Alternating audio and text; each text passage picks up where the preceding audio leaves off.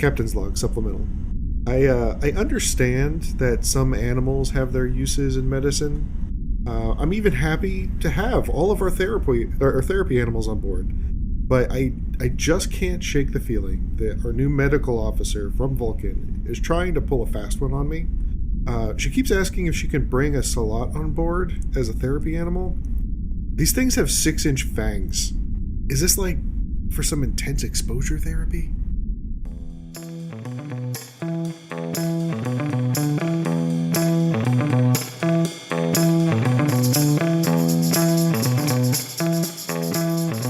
Good evening, everybody. Welcome to another episode of Captain's Log Supplemental. My name is Stanford. I am joined this week, as in all weeks, by my two friends and co-hosts, Rob.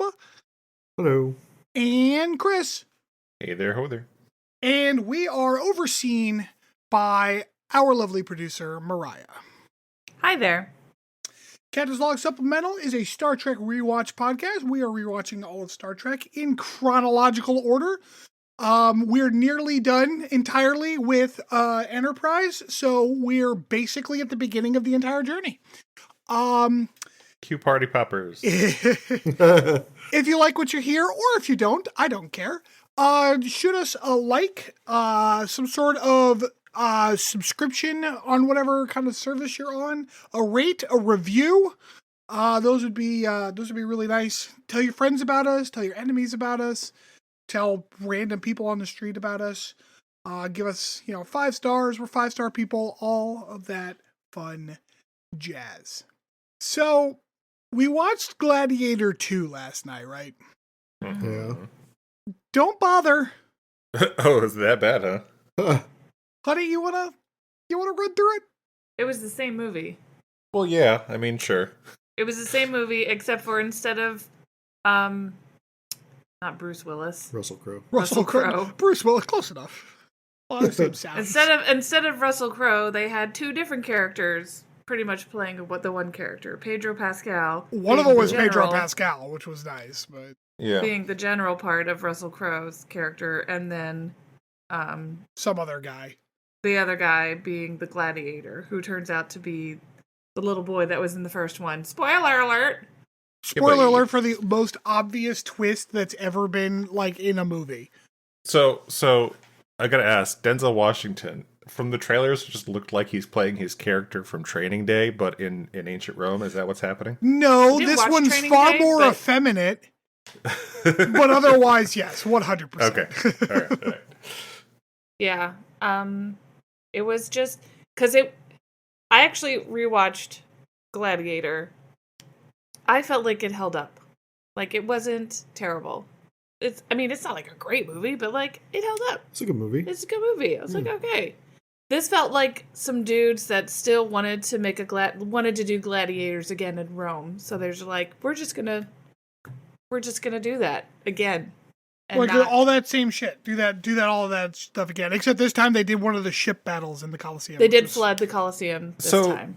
So is it not a remake? I was thinking it was a remake, but that's not the case? No, No, it's a sequel. it's not. It's a straight up sequel. Okay. All right.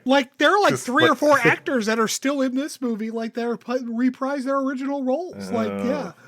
Yeah, the Man, I sister. was watching the trailers. I'm like, this looks like the same movie. Oh yeah, Joaquin there's a Phoenix's reason. sister is still in it. A few of the senators are in it from the first one. Wow. It almost seems insulting because at the end of Gladiator, he dies and, hope for Rome and it's going to be better. And then this movie starts and you're like, this is exactly the same. Nothing got better at all. Nothing changed. Which I guess maybe that was a little too soon for my comfort. But I was gonna say. I don't know. It's kind of funny because, the end of the first movie is he dies, and the idea was that they were because the emperor was so bad, they're not going to have any emperors anymore. They're just going to have a senate and stuff. And then the new movie was yeah, well, that didn't work out, so now we have shitty emperors. So at the end of this one, we have to go back to having the original first emperor that we liked, kinda.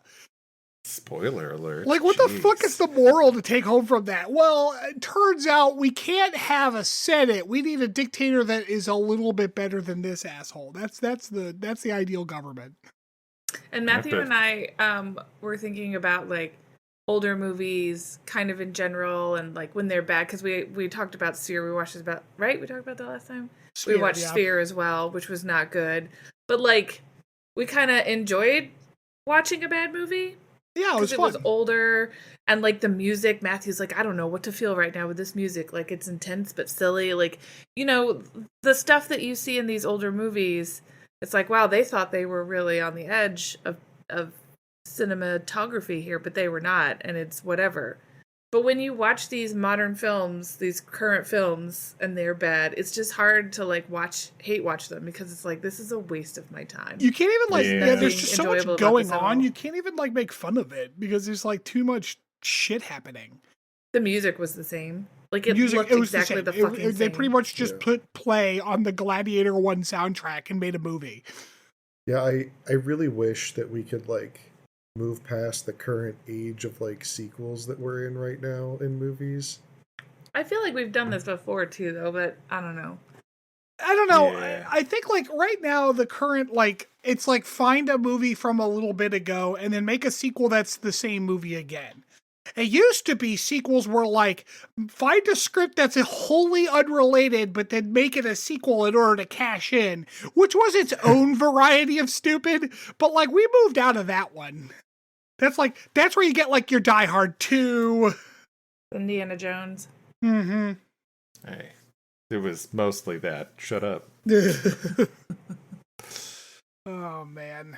So anyway, don't waste your time. Yeah, so anyways, don't waste your time. And speaking Absolutely of waste your wasting time. your time. Yeah. Other ways to Whoa. waste your time. Whoa. Whoa. Coming in hot. Coming in hot on episode 15 of season 4 called Affliction. We get into the cold open with a Targ, and I'm gonna be honest, not the worst CGI this show has I seen. was impressed. Actually, Honestly, like Yeah. The Targ looked like pretty good. it moved in a believable way. So it was solid. It was solid work there. Good job. Yeah. Some Klingons are bringing another Klingon in to get an IV. He's like, hey, I was told that I wasn't going to be executed. And they're like, bah. And then they start pumping him full of a drug. They don't use an alcohol swab or nothing because Klingons are metal as fuck. It was like lime green. It had like skull and crossbones on it or something to that effect. Yeah, but then it was also blue in a weird way. I don't know. The color changed to kind of an odd, like, scene to scene. But then he screams and we go to Faith of the Heart. Yeah, very, very, very hard cut there. Yeah. As we come back from the credits, we are launching the Columbia. I thought it was the Columbia, like the country. It is not. It is the Columbia, like the clothing company. So I'm guessing that's what they named it after. The clothing company. Yeah, probably. Because the country's COLOMBIA, but this is COLUMBIA, which makes it stupider. Trip is packing to go to the Columbia. Apparently he's leaving like today, but he is barely packed. Like his bag is all of his shit is still on the shelves. I can't. Okay, I'm sorry to interrupt. I can't tell if you're kidding or not. There's a space shuttle Columbia. What about it? Is that one also named with a U? Yeah, What's that one named after? I don't know, but like I think the shtick is like they're just naming them after After like- space shuttles? space vehicles. It is named after Captain Robert Gary sloop that explored the Pacific Northwest into the 1790s. Okay, none of those involve the word Columbia. How do you get Columbia? That was the name of the guy's ship, was the Columbia. Oh, I thought you said it was named after some dude named Sloop. No, it was No. his sloop. Got it. His sloop, Captain So what Robert is Gary his sloop named after? God damn it. His mother. But his mother, Mrs. Columbia. Someday you'll sail the sea upon me, son. That might be too far back in history for us to get a correct answer on this. I guess, like, I don't know. I guess, like, maybe they are just naming all the NX-01s or whatever after all the Enterprise. I don't know what class of ship this fucking thing is. After these space shuttles. I guess they didn't go long enough to get a Challenger, huh? Anyways, T'Pol comes and bothers him, and Trip's like, you coming to my going away party? And she's like, Yeah. Anyways, so why are you going to the Columbia? He's like, they need people, and she's like, are you leaving because of me? And he's like, yeah, not everything I do is because of you, sweetheart. Which is But like, yes, it's totally because of that. not. Yeah, It's that. 100%. Yeah. Yes, it is. Yes, he's lying to her face. Meanwhile, down on Earth, Phlox and Hoshi are walking off a big dinner. And they're like, Chinese food. What'd you say? They're fresh off a succulent Chinese meal. A succulent Yeah, Chinese meal. Oh God. Well, you don't Using remember that that video? Oh my god. Oh, I've shown that no. to Mariah. No, I've shown Okay. that to what are the charges? Eating a meal? A succulent Chinese meal? This, gentlemen, is democracy manifest. It's so good. It's so good. Oh, man. Anyways, Hoshi and Phlox are getting stalked by some people in the shadows. There's an altercation as they like point guns and they're like, Phlox, come with us. And Phlox is like, fuck you. And Hoshi does like a weird kick thing to get the gun out of the one's hand. But then a third one comes up and like clubs her upside the head and then shoots Phlox. And he goes, oh, as he's shot. Yeah, she fucking like roadhoused that guy's gun out of his hand. It was amazing. It was like an outward moon kick. Yeah, it was kind of weird. But yes, Phlox's little was so odd. It like startled me. It was bizarre as shit. We're like investigating this crime scene. I guess Starfleet just owns San Francisco because there's no like San Francisco police. It's like Starfleet security that's investigating this crime, which is Well, probably just because it involved a Starfleet, officer. Isn't it? Don't military police usually take over when it comes to crimes involving? only if they're on military grounds. Like if you're Yeah. like if a Marine is mugged in town while he's at a bar, like that is local police. Military police don't deal with that shit. Whoa. Wait a minute. Is Starfleet a military organization? But like even if they're not, like let's for the sake of argument of all those fuckwads on the internet, let's say they're not. It's still weird for their police to be handling this. Even weirder, actually. Well, it's also like an alien, so they're not like a regular citizen. So maybe that has something to do with it. Sure. Okay. I mean, I guess, I don't know. Anyways, for some reason, Starfleet security officer and Reed are really antagonistic toward one another, and I don't understand what the fuck is happening. It's like very just like classic like cop jurisdiction bullshit behavior. Yeah. Like Yeah, which is stupid. It's just Yeah. stupid. Anyways, we go over to the Columbia where Seth MacFarlane is working. I was gonna say. With Trip. Apparently, this is actually supposed to be the same character. oh, interesting. Okay. Yeah, apparently Oh. that guy transferred over to the Columbia. He had a lot more lines this time, so it was did, much more yeah, obviously yeah. Seth MacFarlane for me. Yeah, like full on face shot of him and everything. Like before. Yeah, it's a nice Seth MacFarlane face shot. Just the opposed fuck to the up. back shot, I guess. There were a couple of back shots. Anyways, so Tripp's yelling at them about how shitty their engine is and shit, and how he's going to get them fixed. And then Captain Hernandez shows up. She was Archer's brief love interest in the Home episode. Mm-hmm. She's like, why didn't you tell me you were on board? And Tripp's like, I wanted something to tell you about. Yeah. And she's like, all right, that's fucking stupid. But also, you're out of uniform, dumbass. You're supposed to be wearing a Columbia patch. And he's like, oh yeah, I forgot. Shit. That's those the exact lines. I mean, you were like Yeah. reading the script. Yeah. Sorry, for some reason they really stuck out to me. And then Hoshi had pointed out to Archer like that they had said that the assailants had said something in an alien language, but she was like semi-conscious because she got clocked in the back of the head. No, So, she said that she didn't think it was English. sure. So Archer's like, yo, T'Pol, can you do a mind meld? Can So- you like get in there? The answer to that is supposed to be no. Because T'Pol can't do mind melds. But apparently now she can. Yeah. Reed No, is but she needs Archer Sensei to coach her through the mind. yeah. Archer Sensei will take care of it. Yeah, for sure. Meanwhile, Reed is trying to investigate the crime by looking up like satellite coverage and shit. Turns out the satellites were turned off at that moment of the crime. And he tries to call them to be like, what the fuck? Why were your satellites called off? And he is intercepted by a Section 31 person. And just as I anticipated, it's stupid as shit. I don't know this whole Reed thing was dumb as fuck. Like, it was stupid. There was no point to any of it. I feel really bad for Dominic Keating because at this point, I feel like the writers are actively trying to sabotage Reed. They didn't even have to work that hard. We didn't like him in the first place. He's already British. So easy to hate. Oh, man. Oh, God. So anyways, Section 31 guy's like, yo, come to this address and meet me there. I looked the address up. It is not a real address. The only Maple Street in San Francisco is just like some random neighborhood, which to their credit, they did end up meeting in some random neighborhood, but like it was not that neighborhood.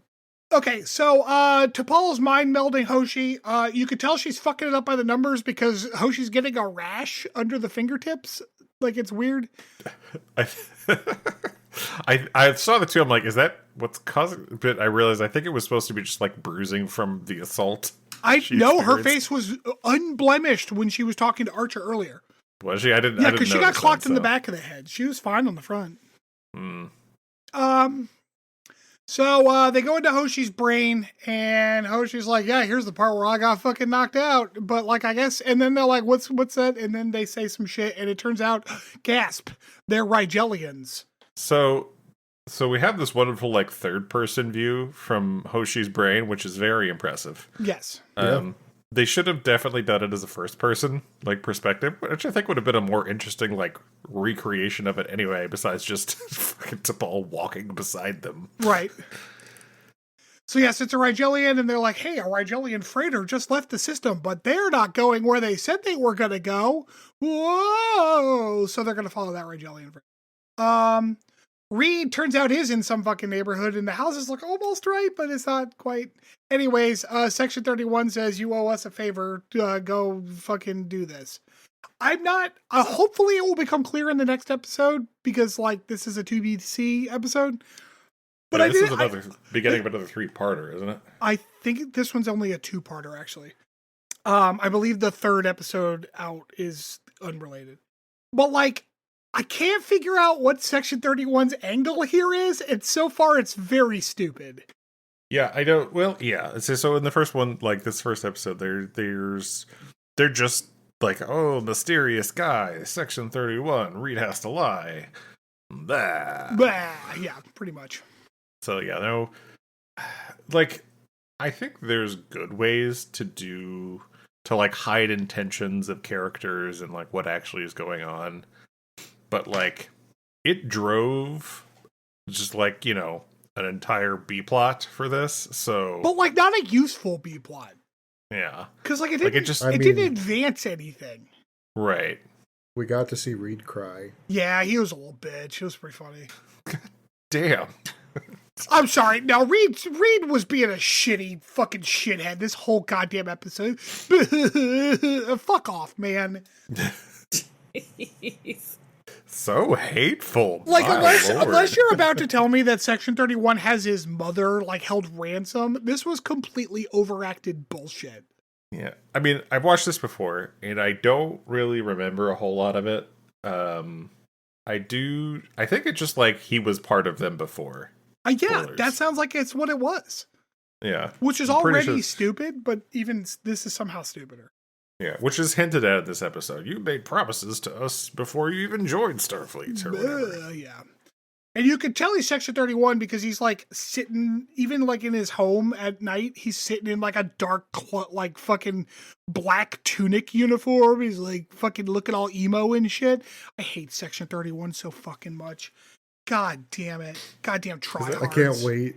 We need to watch that movie together. It's coming out in like a day and a half. As I say, it's coming up pretty soon, isn't it? Yeah.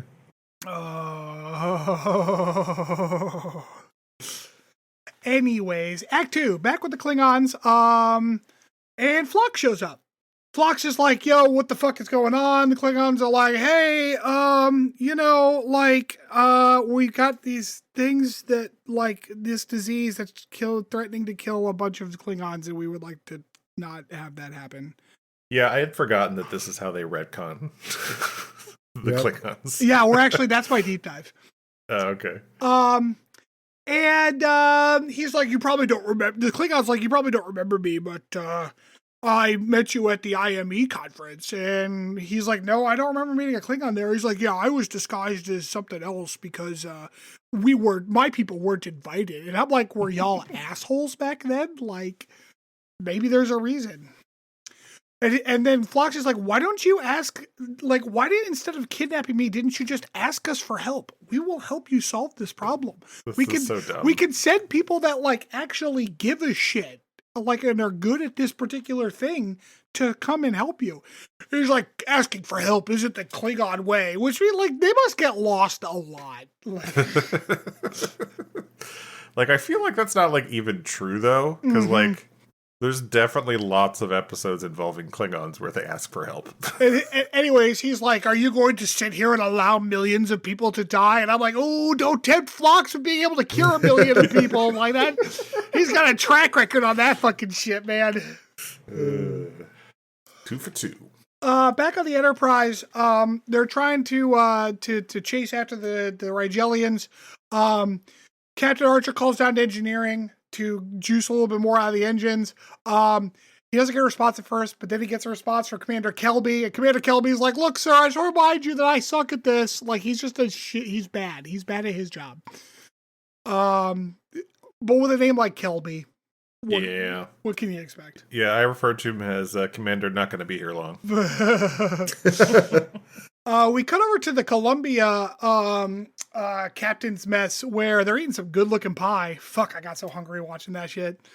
Mm-hmm. Captain Hernandez is like, apparently you're a shitty boss. I don't know if anyone's told you that before, but like 2 people have tried to and I'm not really sure like what's happening. Like, I'm not sure the purpose of that particular, like, is Trip being hard on people?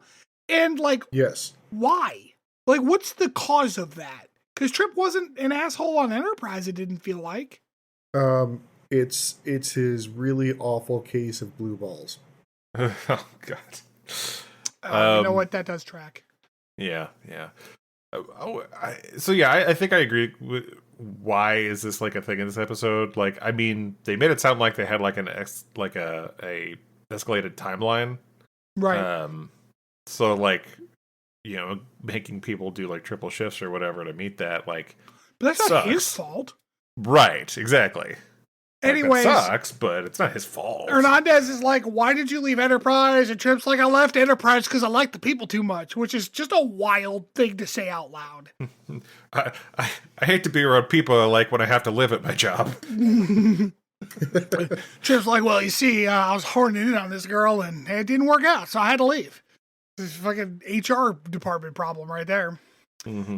Anyways, T'Pol is meditating and goes into like a dream meditation sequence and then Trip's there and it's weird.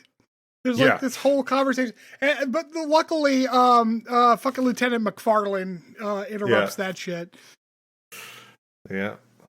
The Enterprise pulls up with the Rigelian freighter. The Rigelian freighter has been destroyed.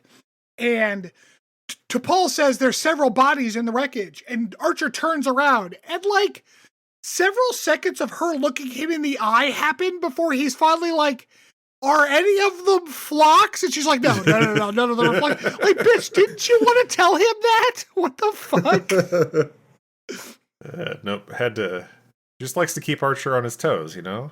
Oh, man. And this is where I noticed for more. that, like, the music in this episode was fucking exciting. Like it was pulse-pounding music. Yeah. Yeah, it was keyed up. Back on the Klingon research facility, Phlox is trying to figure some shit out. Turns out his buddy stole like the entire IME database, and he's like, perhaps you should ask your superiors to steal a genome sequencer, which is just funny. It was a funny sentence.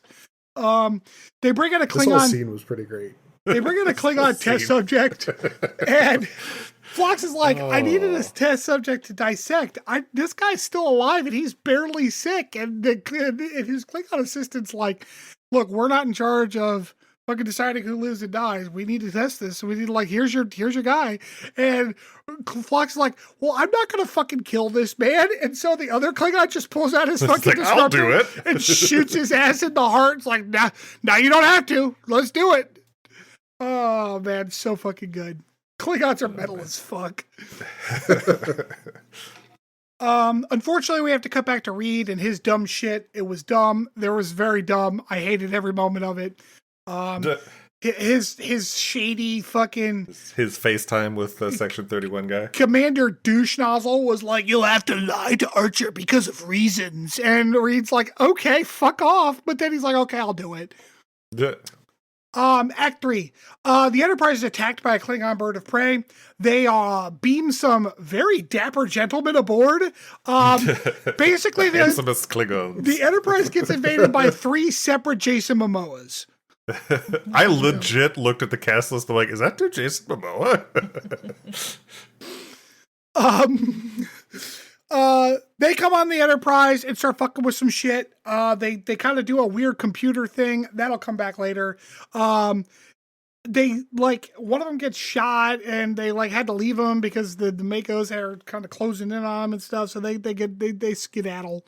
And then they've got the one that they shot in sickbay. He's just stunned. Which I guess, like, now that I think about it, I guess they didn't get that part of the augment, the like immune to stun like the other augments. Nope. But anyways, but like T'Pol's like, that's fucking weird. According to his biosignature, he's Klingon, but he's far too sexy to be a Klingon. Like, is pretty much the line. And everyone's like, why does he look kind of like a human? And yeah. We cut back to the Klingon research facility where the Klingon's pet Targ just kind of like wants to say hi to Phlox. It's like, it was actually kind of cool. The Targ was making me smile. Yeah, it was maybe good. because Disco was here today, so like I was just in a doggy kind of mood. Disco is a sibling's dog. Not Star Trek Discovery. No. Disco is my sibling's like very like cliche, stereotypical golden retriever. It really is. He's such a good boy. Dumb as a bag of rocks, the saddest eyes you've ever seen, but a good boy. Let's see. This is where Phlox finds out that like it turns out that the virus is made up of like augment human DNA from the augments. Which makes Klingons look like 60s eras of Klingon. Again, that'll be my deep dive. We're gonna talk about that. And he's like, what the McFuck are we doing here? And the Klingons are like, well, the humans had augments and they beat the bejesus out of us. So they like fucked up an entire ship of Klingons. We went ahead and took that technology from y'all so we could make some Klingons that could do that shit. Which, surprisingly good story. Like that's a good tie-in. Good job, Enterprise. Because usually technology is like a one-off and you never see it again. Right. But here they're like, yeah, the Federation used augments and they were fucking badass, so we went and got some of our own so we could make some dope as fuck Klingon augments. Like, back on the Enterprise, apparently Hoshi had accidentally also tapped into the Trippin' T'Pol's show in the fucking... Apparently every single goddamn person's going into T'Pol's brain lately. Yeah, that was... She's like, it was weird. I was horny about Trip. It's just awkward. And T'Pol's like, that is weird. Let's ignore everything about it. So let's not so think anyway. about it anymore. Reed's a bad liar because... Trip and T'Pol... Or Hoshi and T'Pol realized that like something's not quite right with the data that Reed scanned for them. Archer confronts Reed about it. Reed is the worst liar. I'm not sure how he ever succeeded in So Section 31 bad. when he's this bad of a Yeah. liar. That was also Like- my note about Reed being a terror. Like, Reed lies poorly. It's What like is it's he- like I don't know, Captain. Did I do it? That's so weird. Anyway. Like, what is he even trying to get away with here? Like, it's painfully obvious that they're just fishing for him. There's also this level of like, why are we faking that this was Orions when the Enterprise itself was literally attacked by Klingons? Like, what is Section 31 trying to accomplish theoretically? Right. Well, that was my Right. question, too. I'm like, all right, well, the Klingons attack. He should just probably tell him about it now. Nope. Like, No, his entire defense was, "Did I do that?" He's the Urkel defense. Archer throws him in the brig. Act 4. Now we're at the brig. Captain, I'm a shitty person. Don't you get that? Is pretty much Reed's entire point. And Archer's like, "What the fuck, man?" And Reed's like, "Oh, shut up. That's what." And that's the whole scene. I've got, what did he say? I have commitments or something to that effect. Something like that. Phlox is like, "Yo, I'm not helping you with this augment." Or, well, yeah. Oh, he was taking too long. And the Klingon's like, "What's taking so long?" And he's like, "Look, if you had wanted to deal with augments, you should have kidnapped Dr. Sug." And the Klingon's like, "We tried, but he was really well protected." I'm like, "You're dumbass." Which, That like, was- again, good line. Good line. Yeah. So, the council has decided that the spread of the disease on this planet is too dangerous, so they're just going to come liquefy the planet. Phlox is like, that's going to kill everyone. We need a couple weeks and we can get this done. And they're like, "You have 5 days." And the Klingon's like, "I've got it. No, I've got it. They won't glass the planet if we can instead just make the augment program we tried to work in the first place." And Phlox is like, "What the fuck kind of logic is it? What the fuck are you talking about?" Like, And the other- there is definitely like a leap there where it's like, Yeah. why is that easier than curing them? I don't Where's know. And the other the Klingon's like, shortcut hold on, hear him out. Like, oh, let him cook. Let him cook. Just gotta double down. look, there's no bad ideas here in the Klingon science lab.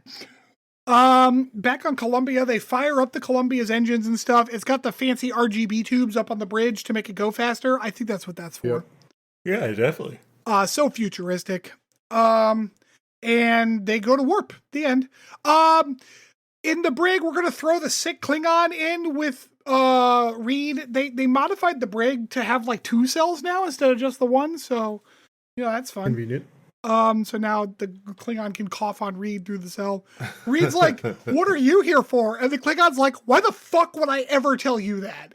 And Reed's like, Rude. "Because shut up." The whatever the Klingons did to the Enterprise is starting to fuck with it.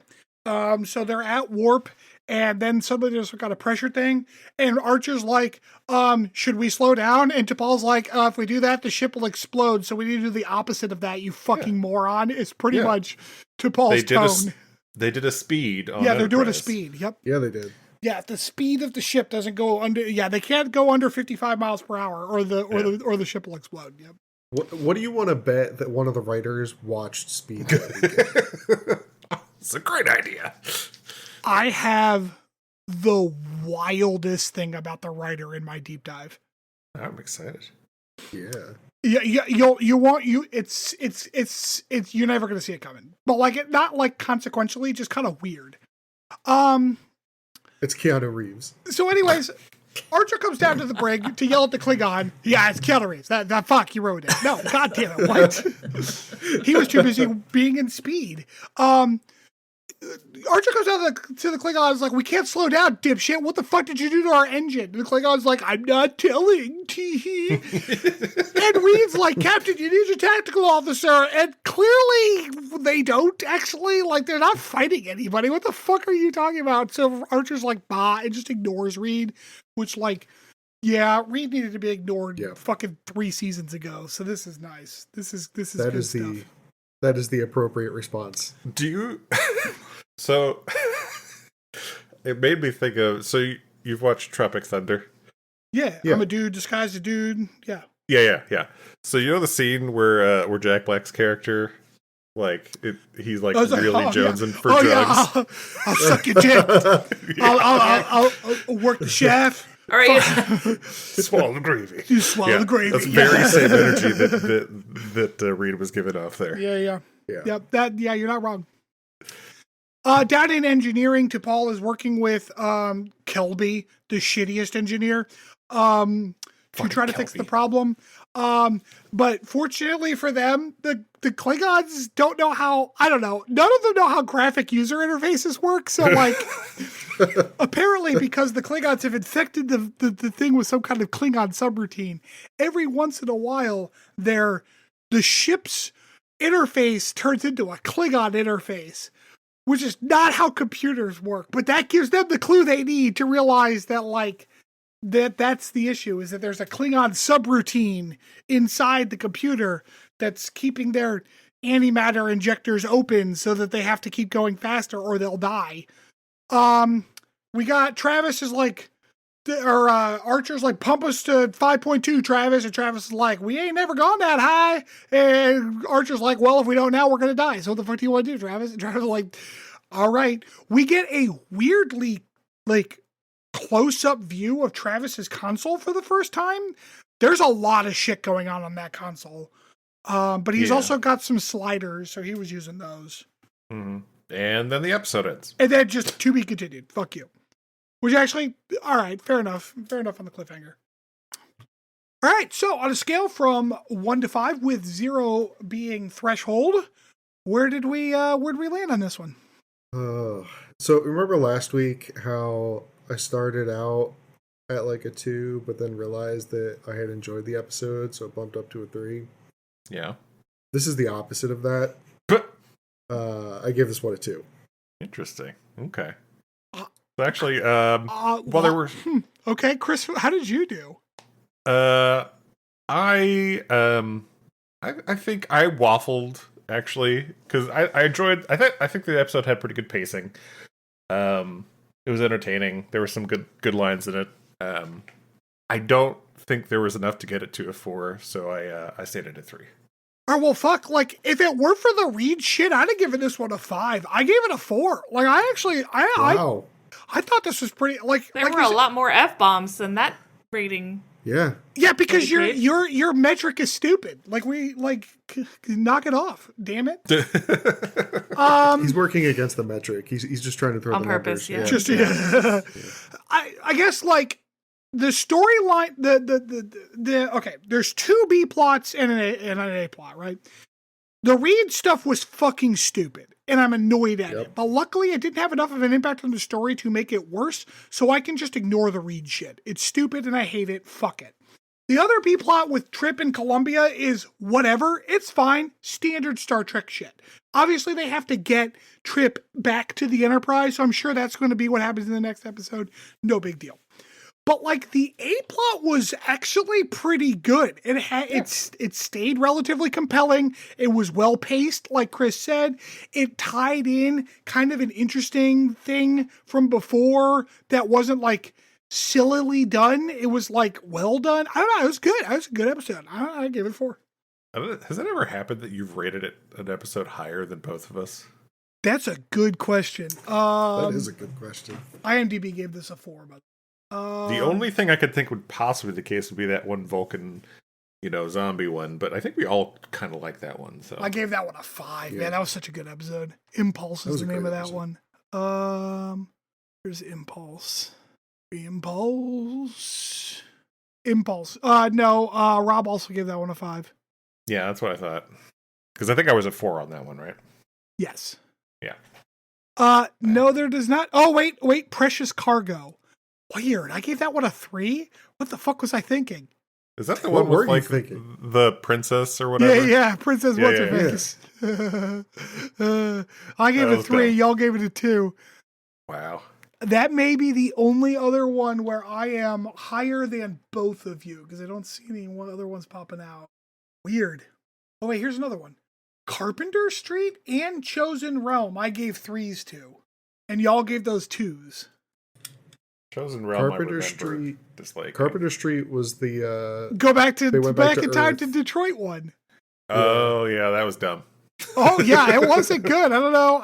I must have been in a Yeah. generous mood. I would have to listen to That to his was rant. HVAC systems are the weak point of humanity. Yep. Yep. Yep. Curse our HVAC systems. All right. And on that note, we were gonna take a little break, and I will come back with a deep dive. I was like, oh shit, is Rob gonna give this one a 5? I thought you would love it. Wait a minute, Rob, Dude. why did you give it a 2? So I really like the plot with Phlox. I hated both of the B plots a lot. But it had Seth MacFarlane.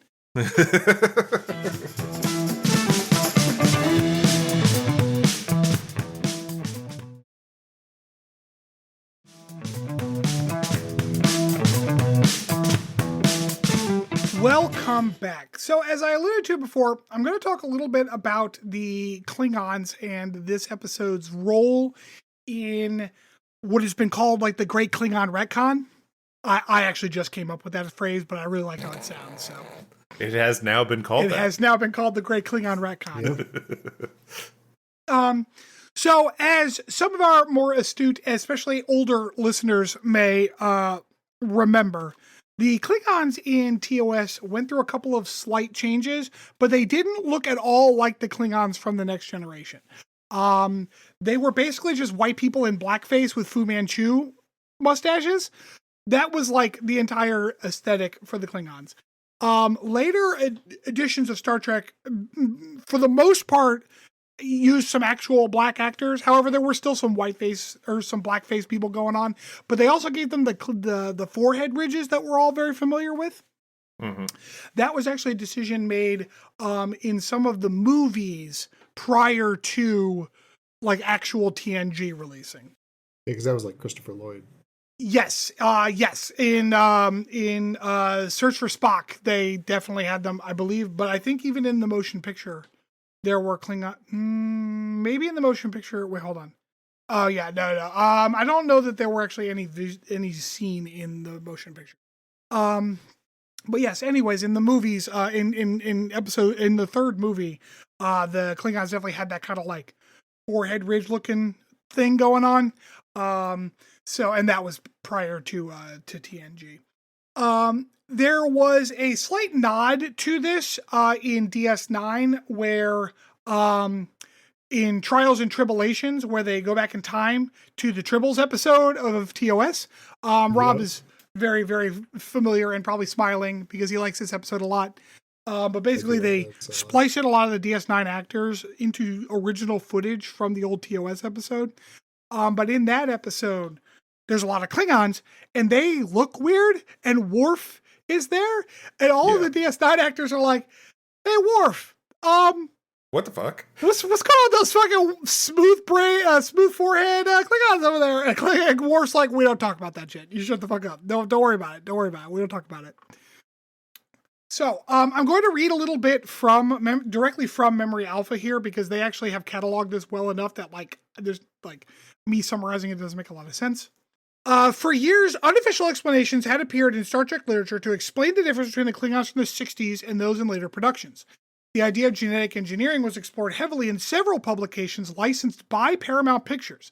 Among them, FASA's Star Trek The Role-Playing Game, several pocketbook novels, such as Rules of Engagement, and the reference book The Worlds of the Federation by author Shane Johnson.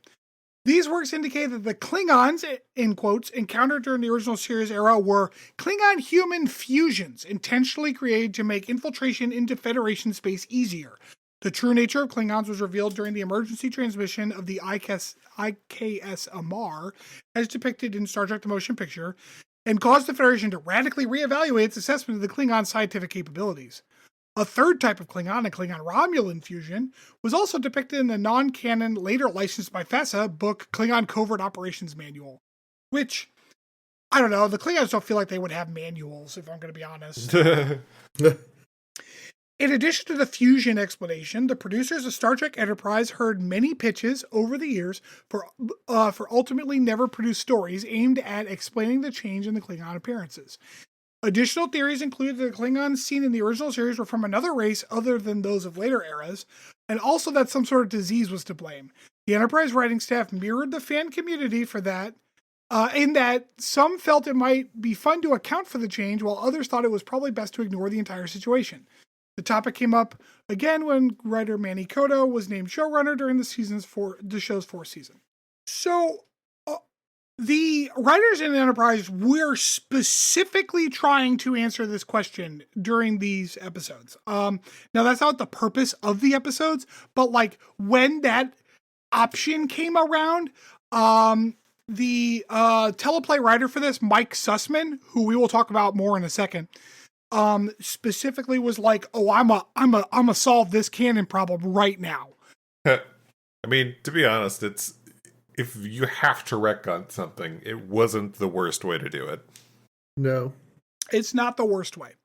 Now, interestingly, not everyone felt that the retcon needed to be made in the first place.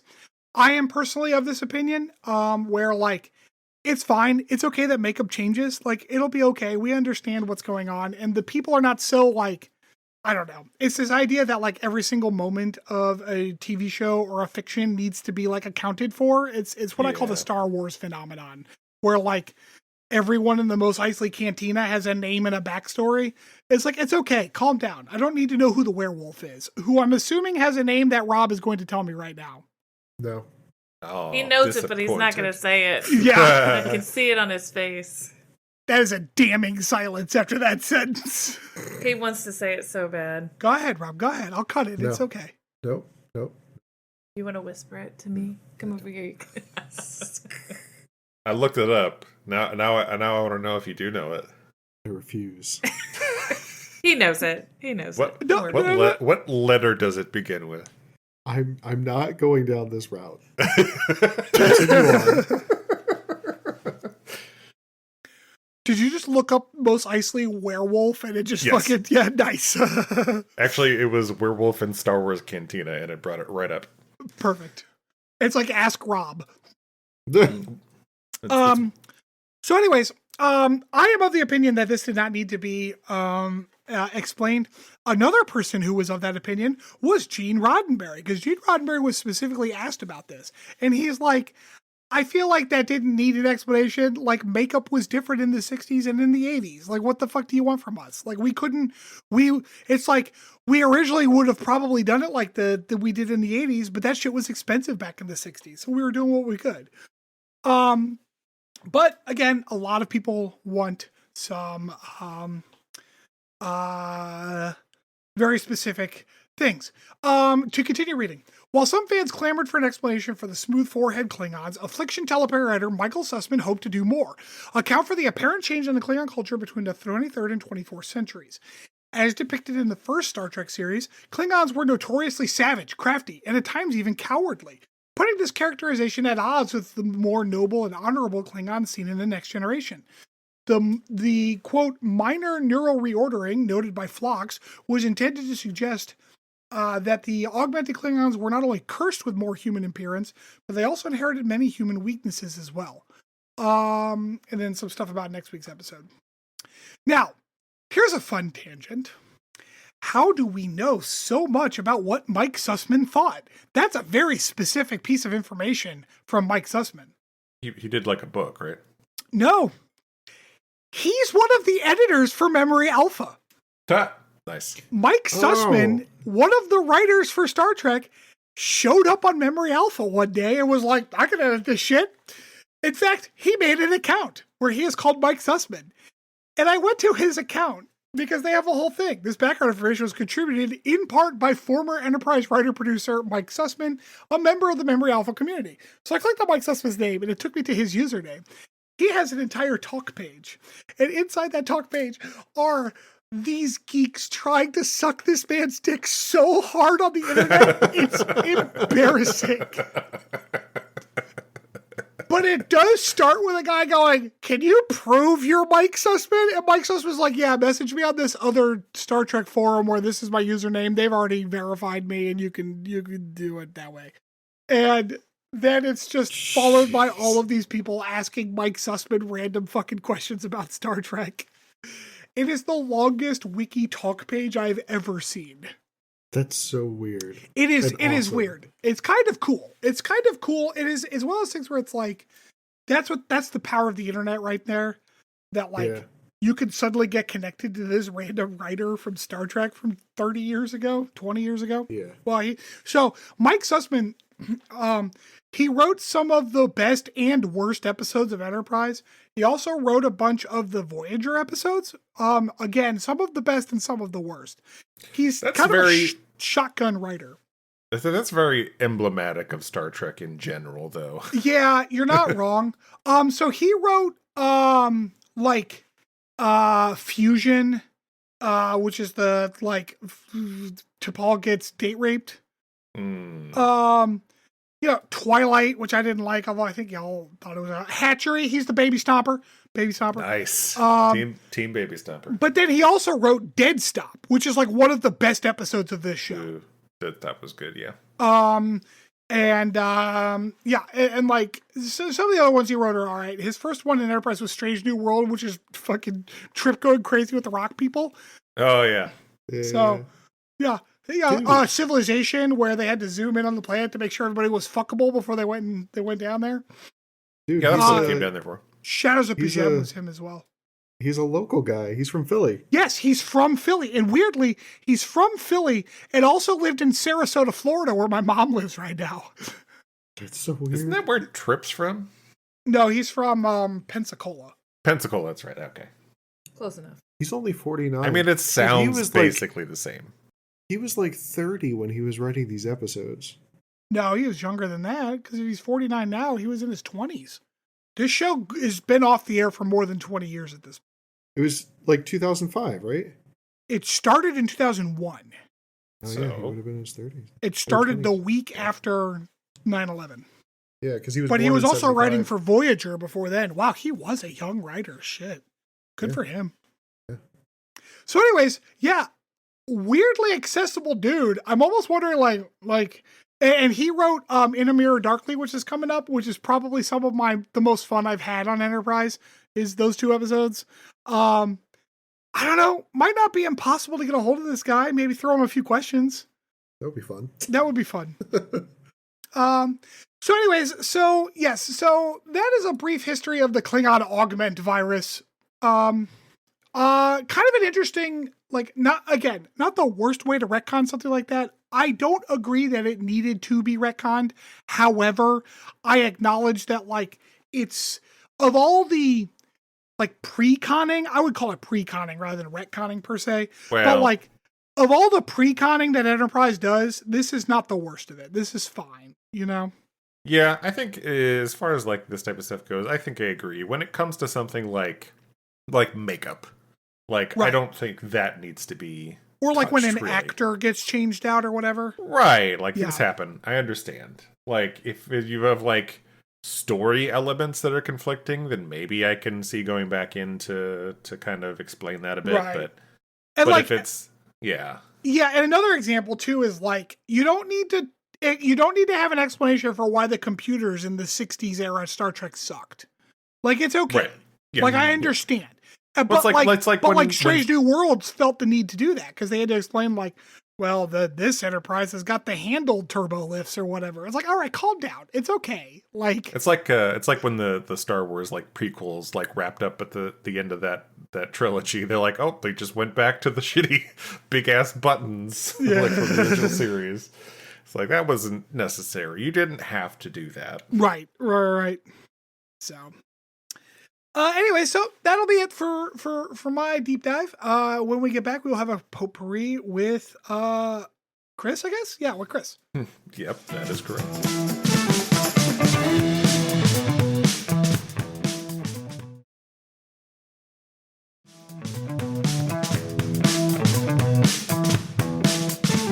Welcome back, everybody. All right, so for our potpourri today, I kind of wanted to do a little what I'm watching in sci-fi right now, because I have been... Is it not going to be Star Wars Cantina trivia? It's not going to be Star Wars Cantina trivia, although Rob would win by default. Handily. No. So I've been watching. I didn't watch the first season initially, but the second season just started, so I decided to catch up on it. I'm watching Severance, which is on Apple TV. Neither of you, I believe, have Apple TV. Is that correct? No, when I need to Correct. watch Apple TV shit, I buy it on Amazon because we're Gotcha. thinking about starting up Silo, but we haven't started it yet. Silo was very good. Highly recommend. But Severance is also on Apple TV, and I kind of binged the first season over the last week, and start so I could be caught up when the second season came out. And it's great fun. Just as kind of an overview of the premise. So basically, there is this kind of biotech company who have come up with this procedure called Severance, where basically it's a medical procedure that implants a device, causing people when they go into work to lose all memories of the outside world while working within the floors of this company, and have no memories of their work while outside. So basically, they can work on these like highly classified projects while they're at work and have no memory of it whatsoever. That sounds like a Philip K. Dick short story. I bet Know It Well, so Silo was, so I bet it might actually be based on a Philip K. Dick story. So basically, it creates these kind of two separate personalities. They refer to them in the show as innies and outies, which what the fuck? just hilarious. But Adam Scott is the main character in it, and you're in this mostly through his perspective, but there are some other characters that are part of it as well, and you're kind of following both of his characters really, because they kind of develop as two separate people really throughout the show. His inside person kind of trying to puzzle out the mysteries of what they're doing, because even in the work area, they're not really sure what they're working on. But they're in this they do a very good job of creating like this vibe of like almost like a kind of like 80s cult like it's like all white halls and like all the technology. This takes place kind of in modern day, but like all the technology on this floor is very like 80s 70s retro. Yeah, so you have like big chunky computers and it creates this very tensious vibe that keeps you kind of on the edge of your seat. And it's a very what's the word I'm looking for? It draws parallels between kind of the lives we have at work and how we're treated at work. Like you have these iddies while they're at work who are their perks and their rewards, because they never experience anything that isn't work. They get in the elevator to go up and their memory cuts out, and the next thing they remember is the elevator opening back up and then being back at work. So they get waffle parties and like interesting rhythmic dance experiences, and it's just so they do a great job of crafting this like kind of trapped vibe, like you're at work but you're also a prisoner. So it does a very good job of kind of like looking at how work kind of owns us when we're there. Ben Stiller is actually the director of it, which I was surprised at. I didn't know he did much directing. But he's actually directed quite a few things. Yeah, it's very good. Like I said, Adam Scott is the main character, but it is a bit of an ensemble cast. Well, like I said, Adam Scott is the main character. There are a number of other ones that do get a lot of screen time. Not too many well-known ones. John Turturro is in it. If you're familiar with him. John Turturro is so fucking good. Yeah, he is good. He's one of the other kind of main characters. Christopher Walken has maybe not as main character, but he does appear quite a bit. But highly recommend. If you haven't seen it, it's definitely worth watching. All right. Well, just the quick potpourri right there. Either you watching any sci-fi that you find interesting? Oh, that was it. I thought you were going to go through like several series. I thought, it's it. Fuck. Well, I watched Sphere the other day. It was pretty fucking bad. You had mentioned Silo. Silo is very good. And like I haven't started yet because I'm not sure if Mariah and I want to watch it together or if she's just gonna like, you go ahead. It's a little, sometimes I don't know. Sometimes the dystopic stuff gets a little too like depressing for you. So I don't know if this one's gonna hit that mark or not. I like the Wii. Yeah. Severance, by the way, if you wait. hadn't gathered by the premise, very dystopian as well. Wait, so Stanford, are you not going to watch Foundation on Apple TV? Jesus Christ. So it's funny you say that because I just started rereading the book Foundation. Holy fucking surprising. shit! Isaac Asimov is a hack writer. I fucking hate that Oh, man. there it is. Okay. I fucking So- hate him. Like, so I did I'm watch- sorry. I know it was Silver Age science fiction, and like this was the thought, but like, stop it with like, well, smart people are gonna save everybody. That has never happened in any of human history. Shut your dumb fucking mouth. I did watch about the first season plus of Foundation, and I kind of dropped it. I don't know. I kind of lost interest. So I enjoyed it, but I didn't like it as much as some of the other stuff. Actually, like Apple TV has a large amount of good sci-fi shows. Actually, Yeah, they seem to be the channel pushing like contemporary sci-fi like television right now. My dad watched Foundation, and he's like, so the book Foundation is stupid. The show deviates from Foundation's book premise in wild ways, but is still stupid in another way. So I was like, God damn. And like Dad really likes a lot of the Apple TV like sci-fi shows. So like he's not being like just like usual Apple shit. He was like, man, they really fucked Foundation up and made it stupid in a completely different way. Well, I do want to say too that because the way Matthew sounds on this podcast is like he just hates everything. That you actually started reading Foundations because you wanted to read it again because you remembered not liking it, but you wanted to give it another chance. But I was in high school. Yeah, that's why I read stuff again. Is like, okay, that's why I read Dune again. I'm like, I was in high school. Like, what did I know when I was in high school? I'll read it again. You don't just like scream at clouds. Like you were trying. Yeah. To give it a chance and see if maybe your initial opinion was incorrect. I'm a third of the way through. He's trying.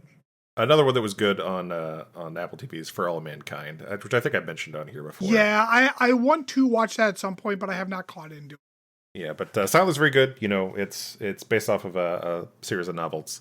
I can't remember the author's name here, but I thought Silo was based on the Philip K. Dick thing. I don't know if the original series were maybe an expansion of that, but there's like a trilogy of books. I think the first one is called Silo. Oh no, I'm sorry. It's Hugh Howey. Okay. Yes. Wool, Shift, and Dust. It's the Silo. Yes. Trilogy. Yeah. That's right. Yeah. Yeah, that is his most like those are relatively new. So yeah. Yeah. Interesting.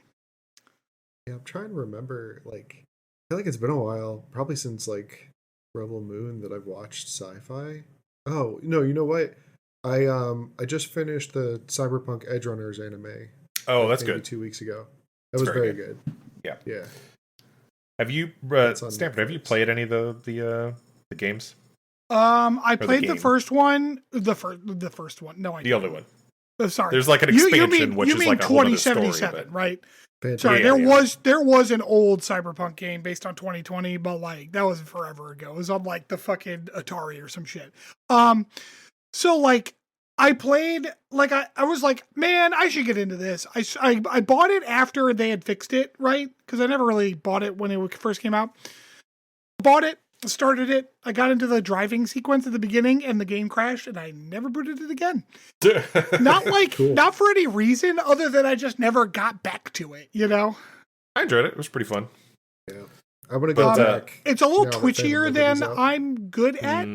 Yeah, like because my hands these days, if I'm not using a controller, like my twitchy list level is like Skyrim-ish. So like, Skyrim is not a very twitchy game. Yeah, the anime though, Rob, that I did highly enjoy that when I watched it. Very dystopian, very depressing and sad, but very good. Yeah. I mean, I don't mind dystopian. No, I said sometimes dystopic stuff gets a little depressing for you. Oh no, I totally agree. Like I definitely need to splash in some happy stuff. Yeah, I appreciate it. Well, they don't call it haptopian. Like that's true. I'm trying to think. Like The last sci-fi novel I read would actually be Sunlit Man by Brandon Sanderson, because Liam and I just finished that. That is 100% science fiction. Like, it is not even fucking around, even though it's in the Cosmere. But other than that, I'm trying to think, like, if I've consumed any science fiction shows or movies since... Yeah, besides Dune. Yeah, well, we watched the Dune Prophecy show, which was pretty good. I liked it. I read Red Shirts. Red Shirts was good. That was a couple of months ago. Yeah. That was fun. It was a good book. I read before Sanderson's book, the big one came out, I was in another, like, I should read classic science fiction that I've always hated on, but, like, maybe I should read it. And I read I, Robot. Fucking Asimov, man. I hate this motherfucker. I need to... Here it is again. After Foundation, I think I'm done rereading Asimov shit, because I'm done. He's such fucking... What a dumbass. Oh, man. All right, well... Oh, and Variable Star. I read Variable Star. This is a guy who's like, I'm gonna write this. Variable Star is a book that, like, Heinlein outlined really extensively and then died, so he never, like, wrote it. Although he outlined it, like, years and years before his death. Well, some guy, upon the request of the Heinlein estate, which was putting out a new series, like a new printing of Heinlein's books so that they can keep making money off of their, author family member who died, and they will just want to keep milking that cow because they are, like, some of the shittiest people in the world. They had this guy write a book in the style of Heinlein, and he succeeded, which is why it's not great. Like, the concepts are fine, but, like, it's also weirdly sexist, and, like, there's some grooming that happens. It's not great. So, like, it's one of those things where it's like, maybe don't write something just like Heinlein, because the 1990s and 2000s are not an appropriate time to write this kind of shit. So I read that. It was fun. All right, well, as Stanford said at the top of the podcast, please like, subscribe, rate, review, tell your friends. It is always appreciated. And we will catch you next time. Oh, wait. Hold on. There was one more book. Okay. Oh my God. What was that book? That book that Alex had me read. That was really good. Shit. Was it called Das Shit? It wasn't called Das Shit. That sounds like a German book. Das Shit. Das Shit. It was about like people could, like, make clones of themselves and shit. It was pretty good. Fuck, I'll look it up. I'm so glad you interjected that at the end. Very useful. Good night, everybody. We'll see you next week.